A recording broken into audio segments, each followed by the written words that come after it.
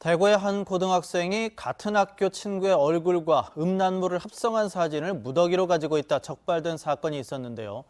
그런데 이번에는 지인의 사진을 음란물과 합성해달라고 SNS를 통해 의뢰한 학생이 이를 빌미로 협박당하고 신상이 공개되는 일이 잇따르고 있습니다.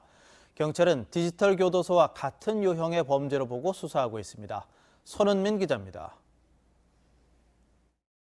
대구의 한 중학생 A군은 SNS에서 사진을 합성해준다는 게시글을 보고 연락했습니다.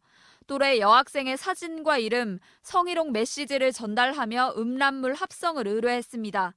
그런데 의뢰하며 밝힌 이름과 전화번호가 약점이 됐습니다.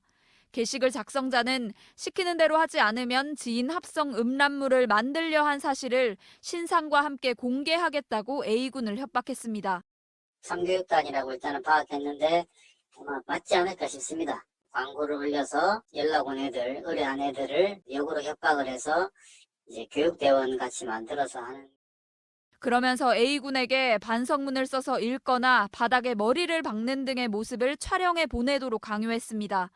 이렇게 확보한 영상은 개인 정보와 함께 SNS에 무단으로 유포됐습니다.